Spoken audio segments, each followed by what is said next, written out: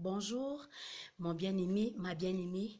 Sur cette chaîne, nous parlons de ta relation avec Dieu, ton intimité avec Dieu, comment ta relation avec Dieu peut impacter positivement ta relation avec toi-même et impacter positivement ta relation avec les autres. Nous donnons également les astuces pratiques pour éduquer les enfants selon la perspective de Dieu. Et nous encourageons également les chrétiens à marcher selon la discipline de Jésus. Parce que n'oubliez jamais, si l'ennemi intérieur n'existe pas, l'ennemi extérieur n'existe pas non plus. Alors aujourd'hui, je vais vous parler des facteurs du changement. Le changement dans le comportement. Alors, dire qu'un comportement a été modifié, c'est observer tout simplement le fait que peut-être ce que quelqu'un faisait hier, il ne le fait pas aujourd'hui. Le comportement, c'est ce qu'on appelle aussi les habitudes. Je voudrais ici faire une nette différence entre les habitudes et les attitudes. Les attitudes peuvent être les aspects latents du comportement, c'est-à-dire qu'il y a un comportement à toi, mais tu ne le manifestes pas. Là, on appelle, tu as les attitudes qui ne se manifestent pas forcément sous forme de comportement.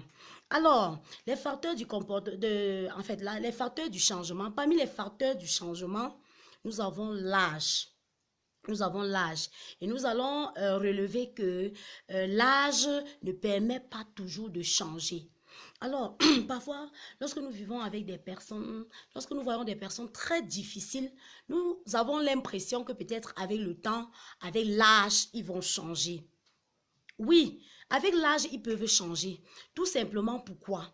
Ils peuvent changer parce que leur physiologie, le fonctionnement de leur organisme a changé, parce que les hormones ont été, ont été modifiées avec l'âge, parce que leur force a été diminuée, leur force diminue avec l'âge.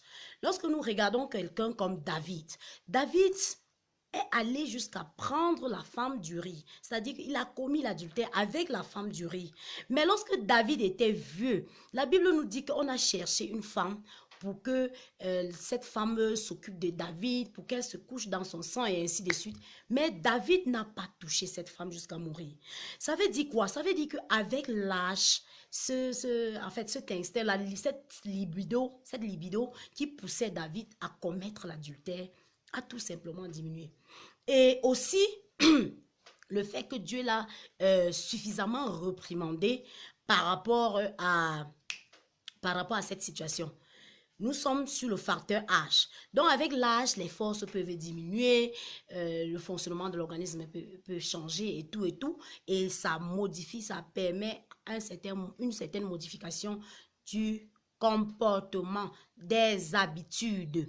Mais nous allons voir que quand les habitudes se sont modifiées, ça ne veut pas forcément dire que les attitudes ont changé. Ça ne veut pas dire que le comportement n'est plus là. Il peut être toujours là, mais sous forme latente. C'est la raison pour laquelle nous allons regarder rapidement ce qui s'est passé avec l'histoire de la femme adultère.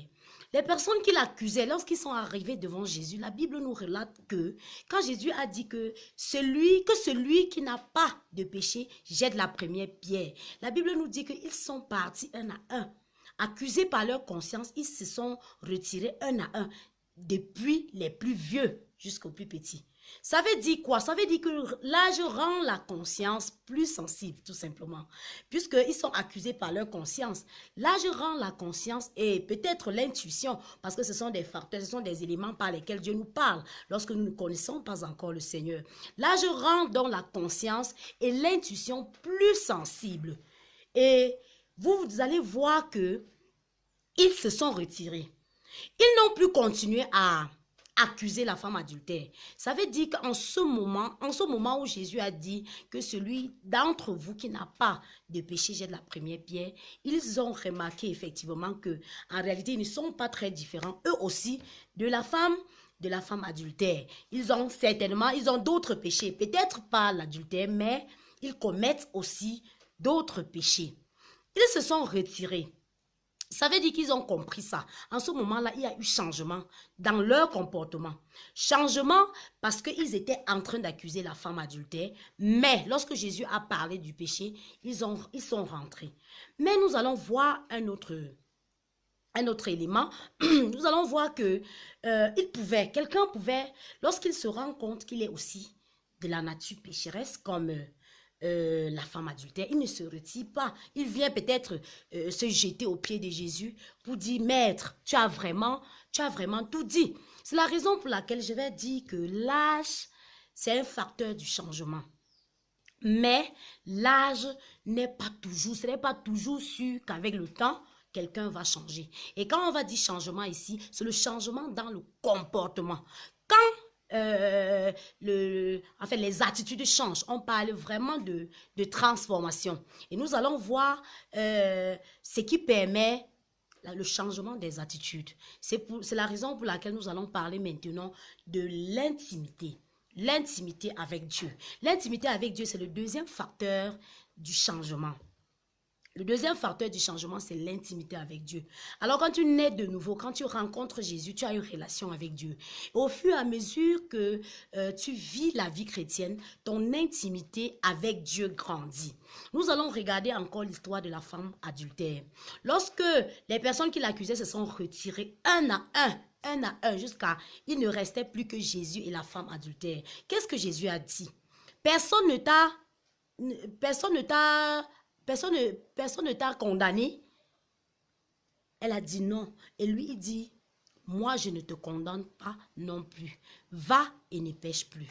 C'est à l'instant, exactement à cet instant que l'intimité entre la femme adultère et Jésus, c'est-à-dire l'intimité entre elle et son Dieu, commence. Et c'est en ce moment que le changement, le changement et certainement la transformation. Jésus dit, va et ne pêche plus. C'est en ce moment que la transformation, le changement du comportement et certainement la transformation dans ses attitudes va véritablement voir le jour, va commencer. Donc, il y a le facteur âge, comme j'ai dit, il y a l'intimité avec Dieu. Il y a un autre aspect qui est un peu aussi très lié sur l'intimité avec Dieu.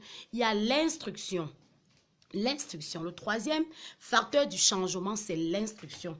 Lorsque David était en train de pleurer devant Dieu par rapport à cette histoire, par rapport à ses péchés pour la repentance sincère qu'il a fait dans Somme 32, je crois, dans le verset 8, le Seigneur a dit, je t'instruirai, je te montrerai la voie que tu dois suivre. Je te conseillerai et j'aurai le regard sur toi. Voilà, ça veut dire que avec l'instruction divine, Dieu peut nous donner donc la capacité, la possibilité de ne plus marcher comme nous marchions avant. Parce que quand tu es instruit selon Dieu, quand Dieu t'instruit, il te donne la capacité d'être sensible à la voix du Saint-Esprit. Il te donne la capacité de comprendre ce qui est bien et de faire la différence entre ce qui est bien selon Dieu et ce qui ne l'est pas. Donc voilà. Pour conclure, je vais dire, nous avons trois aspects, trois facteurs du changement. Le premier facteur, c'est l'âge. Mais avec l'âge, nous pouvons remarquer qu'il peut juste avoir le changement dans le comportement. Et le deuxième facteur, c'est l'intimité. L'intimité qui permet non seulement le changement dans le comportement, mais la transformation dans les attitudes. Il y a le troisième facteur, le dernier facteur qui est l'instruction. L'instruction qui est un peu liée au deuxième facteur d'une manière ou d'une autre, qui permet également le changement dans les habitudes et la transformation dans les attitudes. Il est à noter également que l'instruction, lorsque tu es né de nouveau, lorsque tu marches avec Jésus, ces instructions approfondissent davantage ton intimité. La raison pour laquelle moi, je vais davantage vous encourager les bien-aimés qui sont déjà dans le Seigneur à apprendre davantage à connaître les méthodes de Dieu. Encourager à ceux qui ne sont pas dans le Seigneur à prier. La Bible dit dans Apocalypse 3, verset 20 que voici, je me tiens à la porte et je frappe. Si quelqu'un entend ma voix et ouvre, j'entrerai, je souperai avec lui et lui avec moi. Alors, si vous avez aimé la vidéo, n'oubliez pas de commenter, n'oubliez pas de liker, n'oubliez pas de partager pour bénir d'autres personnes. N'oubliez pas d'activer sur la cloche de notification pour recevoir les prochaines vidéos. D'ici à là, demeurez bénis et soyez en paix.